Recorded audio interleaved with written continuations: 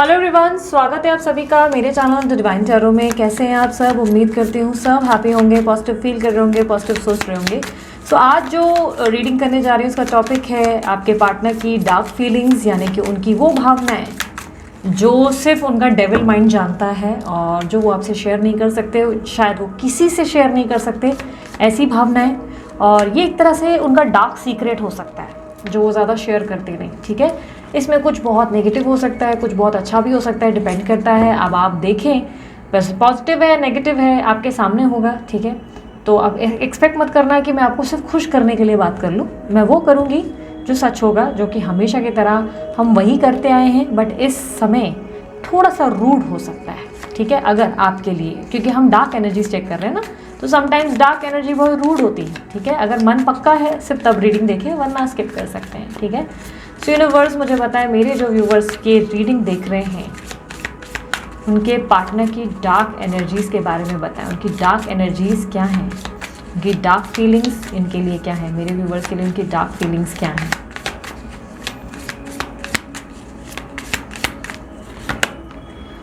Nine of basket, Bishop, coating, big queen, two of basket, five of sticks, three of coins, John horse, six of coins with four of basket. आप जिस व्यक्ति से deal कर रहे हो वो काफ़ी स्ट्रांगली टॉरस राशि के, एरीज, कैप्रिकॉर्न, स्कॉर्पियो या लिब्रा राशि के, एक्यूरस राशि के हो सकते हैं। ये कहीं ना कहीं आपको लेकर मुझे ऐसा दिखाई दे रहा है कि ऐसा सोचते हैं, इनका माइंडसेट ऐसा है कि इन्होंने इस रिलेशनशिप में बहुत ज़्यादा किया है ऑलरेडी, बहुत ज़्यादा पैसों की लेन देन कह लो, इमोशनल चीज़ें कह लो, फिजिकल इंटीमेसी कह लो, इन्होंने एक्सेस किया है, ऐसा इनका मानना है। ठीक है, मैं ये नहीं कह रही हूँ ये आपका मानना है, ये इनका मानना है। इनको लग रहा है ऑलरेडी इन्होंने इस रिलेशनशिप में बहुत ओवरडू कर लिया है और इससे ज़्यादा अब इस रिश्ते में ये नहीं कर सकते, यानी कि आपको ये और सर्व नहीं कर सकते, आपको और जो है पैम्पर नहीं कर सकते, मना नहीं सकते, एफर्ट नहीं डाल सकते। रिलेशनशिप ख़त्म होता है तो होने दो, बट और ये ज़्यादा आपको ऐसे लाइक क्वीन की तरह ट्रीट नहीं कर सकते। इन्हें पिछले कुछ टाइम से ऐसा लगता है कि आप में एटीट्यूड या अहंकार बहुत ज़्यादा बढ़ गया है, आप में बहुत ज़्यादा अहंकार आ गया है, आप में एटीट्यूड की कोई कमी नहीं रही। अब आप इनको लाइक जानबूझ के परेशान करते हैं या आप इनको जानबूझ के कुछ चीज़ें दिखाकर चढ़ाने का प्रयास करते हैं और वो चीज़ें इन्हें महसूस होती हैं, इन्हें ये फील होता है कि आप इन्हें जानते बूझते परेशान करते हैं। ये आपको माइंड से काफ़ी ज़्यादा डेविल पर्सनालिटी मानते हैं। इनको लगता है कि आप इतने भी दूध के धुले या इतने भी सीधे नहीं हो जितना आप खुद को दिखाते हो, यानी कि आपके अंदर एक मैनिपुलेटिव माइंडसेट बैठा हुआ है जो कि बहुत ही राक्षस टाइप की एनर्जी है। जब आप अपने पे आ जाओ या अगर आपको कभी भी इन्होंने कोई बहुत बड़ी प्रॉब्लम दे दी तो आप इनकी ईंट से ईंट बजा दोगे, आप में वो पावर है। इनको पता है कि आप अपने कार्ड्स का सही इस्तेमाल एक राइट टाइम पे करेंगे। आप उतने जो बोलते हैं ना, जितना आप इनके सामने रोते हैं, जितना आप कभी इनके सामने कुछ अपना इमोशन शेयर करते हैं, तो उस टाइम इनको यही दिमाग में चल रहा होता है कि अरे ये ऐसा नहीं होगा भाई, इनकी तरफ से ये ऐसे रोके दिखा रहे हैं जैसे इनको बहुत तकलीफ़ पहुंची, लेकिन इन्होंने भी कुछ ना कुछ किया ज़रूर होगा। आपके पार्टनर काफ़ी ज़्यादा आपको जो है, कई बार ऐसी सिचुएशन आई है जहाँ पर इस व्यक्ति ने आपको बहुत डिसरिस्पेक्ट किया है। मैनी टाइम उन्होंने बहुत ज़्यादा आपको ऐसी सिचुएशन में खड़ा किया जहाँ पर आपकी रिस्पेक्ट नहीं की या आपको वैल्यू नहीं दी। अगर मैं कहूँ फिज़िकल इमोशंस में तो ये काफ़ी ज़्यादा आपसे अट्रैक्टेड है, ये आपके साथ फिज़िकल इन्वॉल्वमेंट बहुत पसंद करते हैं, फिज़िकली इन्वॉल्व होना, कहीं ना कहीं सेक्सुअल इंटीमेसी बहुत ज़्यादा पसंद है इनको आपके साथ। बट जो इमोशनल इंटीमेसी होती है, जो इमोशन से जुड़ी होती है, उस इंटीमेसी से ये दूर भागते हैं। जो इमोशंस होते हैं जहाँ पर ये आपकी केयर करें, ये आपको बताएं कि ये आपकी परवाह करते हैं, आपकी वैल्यू करते हैं, आपकी रिस्पेक्ट करते हैं, ऐसा कुछ भी करने से ये दूर भागते हैं और ये जानबूझ के ऐसा करते हैं। ये आपसे ज़्यादा अटैचमेंट क्रिएट करने से भागते हैं। इनको लगता है अगर आप और ये इमोशनली अटैच्ड हो गए तो बहुत मुश्किल हो जाएगी इनके लिए। ये आपसे इमोशनली अटैच नहीं होना चाहते, चाहे कितने सालों का रिलेशनशिप क्यों ना हो, ये आपको इमोशंस नहीं देना चाहते, अपनी तरफ से वो चीज़ें नहीं देना चाहते जो आपका अधिकार है, और ये जानबूझ के करते हैं। ऐसा जानबूझ के होता है हमेशा से। आप जिस व्यक्ति से डील करते हैं वो काफ़ी मैनिपुलेटिव है, वो आपको जैसे चाहे वैसे चाबी चलाकर घुमा सकते हैं, उनमें वो स्किल है, वो पावर है, और इनको ये बात अच्छे से पता है। ये आपको एक तरह से पपेट जैसा समझते हैं, इन्हें लगता है कि ये जैसे चाहे वैसे आपको नचा सकते हैं, आप इनके हाथ की कठपुतली हो। जब भी ये चाहेंगे आपसे अच्छा बात करेंगे, आप पूरी तरह फिसल जाएंगे। आपको मनाना कोई रॉकेट साइंस नहीं है। इन्हें ये भी पता है कि अगर आपको मनाना पड़े तो ये आपके सामने रोना धोना भी अगर करेंगे तब भी आप मान जाएंगे। आप बहुत ही झटपट मानने वाली पर्सनालिटी हो। ये बहुत अच्छे से आपको अंदरूनी तौर से समझते हैं। इन्हें पता है कि आपको कहाँ ट्रिगर होता है और कैसे आप पे काम किया जा सकता है।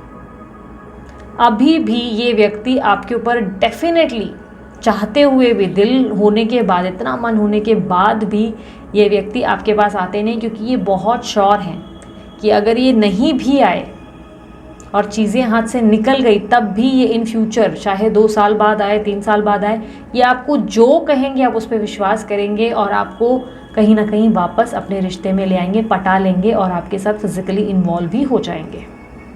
प्लेयर बहुत ही बड़े लेवल के मास्टर प्लेयर हैं आपके पर्सन, या पर्सन ही कह सकते हैं, लड़का लड़की जो भी है। आपके पार्टनर बहुत मास्टर प्लेयर है और ये आपको जानबूझ के मैनिपुलेट करते हैं, जानबूझ के आपको यूज़ करते हैं। ये आपसे बहुत ज़्यादा कहीं ना कहीं अटैच्ड हैं, पर ये इस अटैचमेंट को शो करने से दूर भागते हैं। आपकी वजह से ये अपनी लाइफ में कोई भी रिस्क पसंद नहीं करेंगे, ऐसी एनर्जी है। अगर इन पे कोई भी बात आ गई, इनकी आसपास के लोगों पे या इन पे कोई बात आ गई और अगर ज़रिया या रीज़न आप हैं, तो ये भूल जाएंगे आपकी वैल्यू को, आपके प्यार को, और आपको वो असलियत दिखाएंगे जो ये असल में है।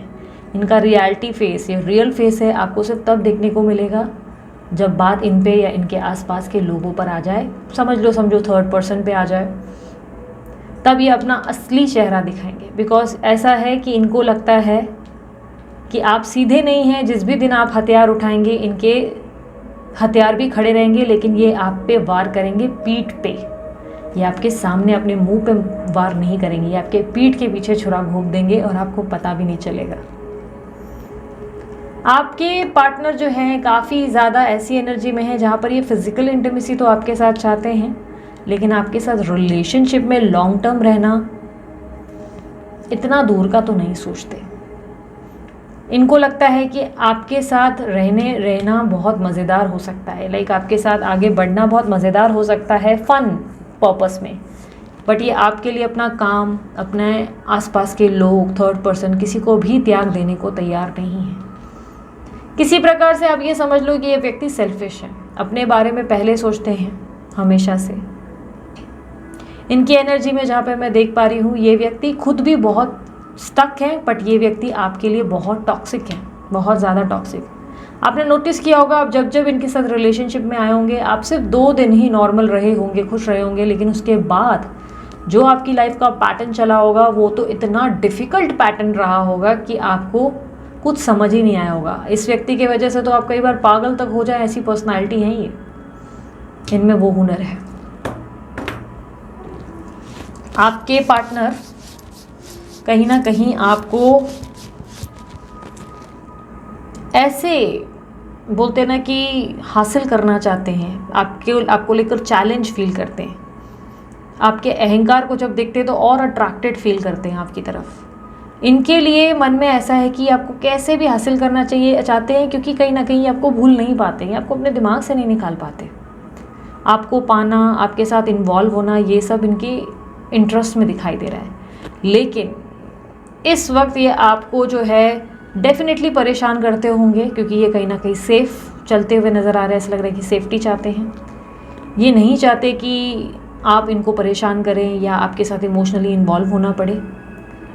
ये बेसिकली आपके साथ फ्रेंड्स विद बेनिफिट्स की रिलेशनशिप को एंजॉय करना चाहते हैं। फ्रेंड्स विद बेनिफिट समझते हैं? एक दोस्ती जिसमें कोई टर्म्स एंड कंडीशंस ना हो, कोई कमिटमेंट्स ना हो, कोई एक्शंस रिक्वायर्ड ना हो। जब मन करे आप लोग फिजिकली इन्वॉल्व हो जाएं और जब मन करे आप लोग दोनों अपने कॉर्ड्स कट करके अपनी अपनी ज़िंदगी में वापस बिजी हो जाएं। फिर जब वापस से मन करे आप वापस मिलें, पार्टी हार्ट करें और वापस से भूल जाएं एक दूसरे को। ये आपके साथ फ्रेंड्स विद बेनिफिट्स का रिलेशनशिप चाहते हैं, उससे ज़्यादा सीरियस रिलेशनशिप ये आपसे एक्सपेक्ट नहीं करते। भले ही आप बोलते हैं ना स्पिरिचुअल जर्नी में रहो, लेकिन स्टिल आप जिस व्यक्ति से डील कर रहे हैं वो एक बहुत ही टॉक्सिक पर्सन है। इनका मैनिपुलेशन इतना हाई है, डेविल माइंड है ये, डेविल माइंड।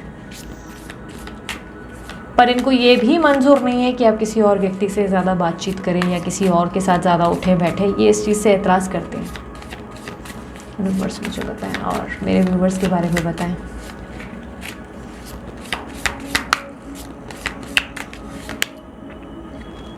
आप इनको लेकर बहुत ज़्यादा स्ट्रांगली फीलिंग्स रखते हो। यस, आप इनको लेकर बहुत अभी भी श्योर हो कि एक ना एक दिन आपको इस व्यक्ति से कमिटमेंट मिलेगा एंड सिक्योरिटी मिलेगी, एक स्टेबल लाइफ मिलेगी। आप गोल के काफ़ी नज़दीक हो, लेकिन ऐसा लग रहा है कि जैसे हर बार आप एक ही जगह पर आकर खड़े हो जाते हो और यहाँ इस व्यक्ति से कोई आउटकम नहीं मिलता, क्योंकि ये व्यक्ति आपके साथ बहुत चाणक्य है। ये व्यक्ति को पता है कि ये आपको वो सब डिलीवर नहीं कर सकते। ये जानबूझ के आपकी भावनाओं के साथ खेलते हैं, क्योंकि इनको पता है कि अगर इन्होंने खुलकर आपसे फ्रेंड्स विद बेनिफिट्स बनने की बात कर दी तो आप ऑब्वियसली ऑब्जेक्ट करेंगे इस चीज़ को। आप इस चीज़ के लिए आर्ग्यू करेंगे, और अगर आप कन्विंस होते हैं तो आप देर सवेर डेफिनेटली इस रिलेशनशिप को लेकर इन फ्यूचर इनको हार्म करेंगे। इनके सच्चे इंटेंशंस बताएं, इनके पार्टनर के सच्चे इंटेंशंस इनके लिए क्या रहे हमेशा से।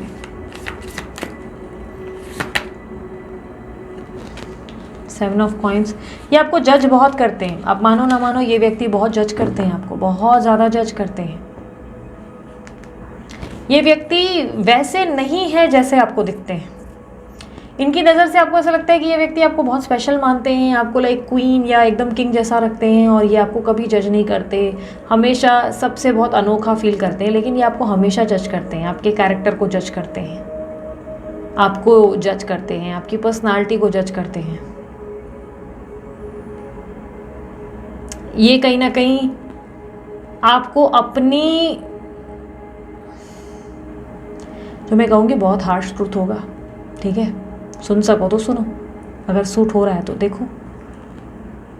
लेकिन ये व्यक्ति आपको अपनी आसपास अपनी लायकी में नहीं मानते, यानी कि आप इनके बराबर की नहीं हैं, आप इनके बराबरी के नहीं हैं। या तो आपकी पर्सनालिटी वैसी नहीं है, या आपके फाइनेंशियल स्टेटस वैसी नहीं है, या इनकी और आपकी कास्ट ऊंची नीची जाति के कोई डिफरेंस में है। ये शायद ऊंचे लेवल के हैं और आप कुछ लेवल में ड्रॉप डाउन। ये आपको अपने लायक नहीं मानते।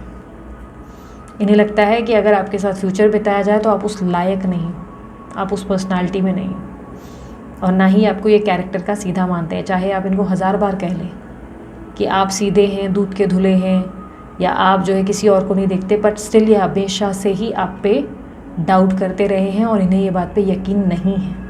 ये आपके कैरेक्टर को जज करते हैं हमेशा से,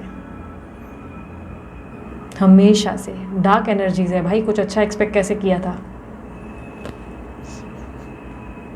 ये व्यक्ति आपको पैसे भरपूर दे सकते हैं, आपकी ख्वाहिशें पूरी कर सकते हैं, लेकिन ये आपको सब कुछ देने के बाद सिर्फ कमिटमेंट नहीं देना चाहते, एक्शंस नहीं देना चाहते, या ये आपको अपनी घर, गाड़ी, प्रॉपर्टीज़, ऐसी कोई भी चीज़ नहीं देना चाहते जिसमें ये अधिकार, मतलब जिसमें आप सोचते हो कि लॉन्ग टर्म कुछ हो, अधिकार हो, वो आपको ये कोई भी अधिकार देना नहीं चाहते। ये आपको उस बराबर नहीं समझते, ये आपको अपनी बराबरी में नहीं महसूस करते। खुद को उस लेवल पे ले आओ अगर आप उनके बराबर नहीं हो तो। अगर ये आप ही से पैसे लेकर, लेन देन करके खुद आप ही को नीचा दिखा रहे हैं, तो उस लेवल पे खुद को लाओ। या तो अपनी पर्सनालिटी डेवलप करो, या तो अपने पैसे बनाओ। क्योंकि इस इंसान की नज़र में आपको लग रहा है कि ये व्यक्ति के पीछे पीछे भागने से आपको कोई सफलता मिल जाएगी, इस रिलेशनशिप में कुछ मिल जाएगा। तो मानो मेरी बात, सफलता नहीं मिल रही है, सिर्फ बेवकूफ़ बने जा रहे हो और अपना वक्त जो है हर दिन ख़राब कर रहे हो। हर एक दिन अपना एक एक दिन ख़राब कर रहे हो आप इस इंसान के पीछे भागकर। क्योंकि ये इंसान आपको छोड़ने वाला तो नहीं है, ये तो शर्त लगा लो। चाहे आप मैरिड हो, आप नहीं हो, इन फ्यूचर मैरिज करते हो, ये आपको छोड़ेंगे नहीं, ये बख्श नहीं देंगे, ये तो क्लियर है। क्योंकि आप इनकी ईगो में आ चुके हो, आप इनका चैलेंज हो। ये अडिक्टेड हैं, ये कनेक्टेड हैं, पर इस बात को ये मानते नहीं।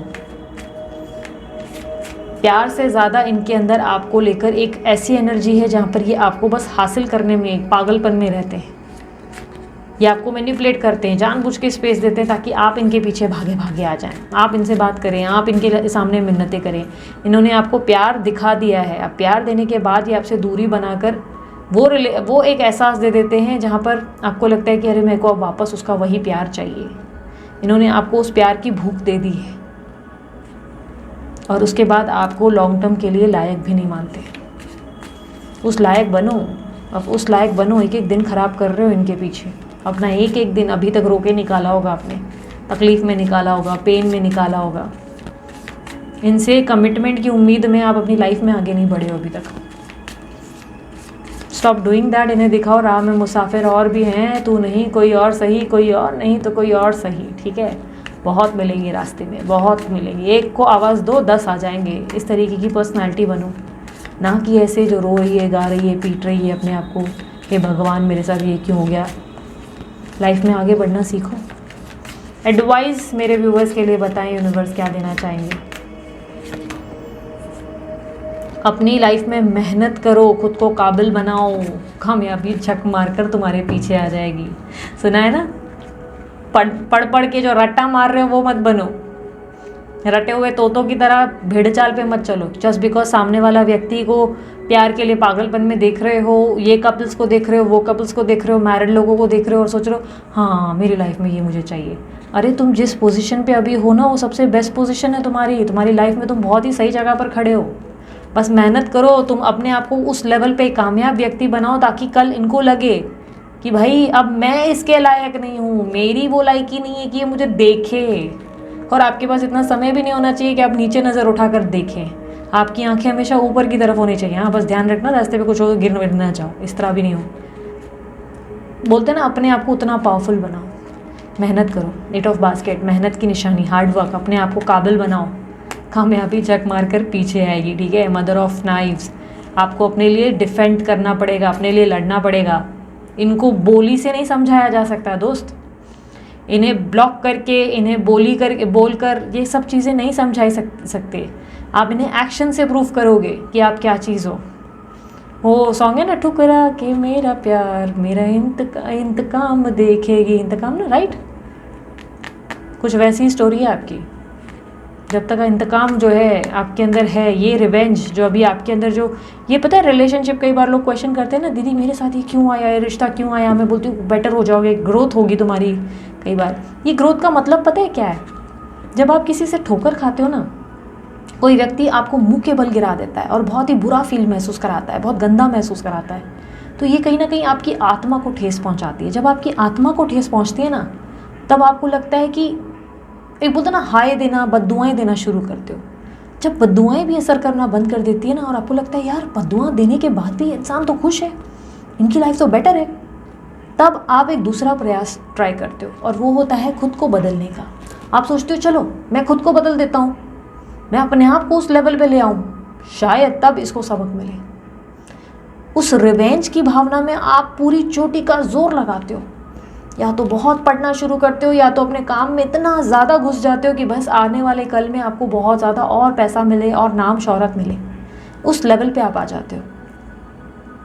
हाँ, ये रिवेंज 1-2 महीने में ख़त्म नहीं होता, पर ये आपके दिल में ना घातक बोलते ना घात बनकर बैठ जाता है, जहाँ पर आपको लगता है कि एक दिन भगवान ना सुनेगा, इसको आना पड़ेगा।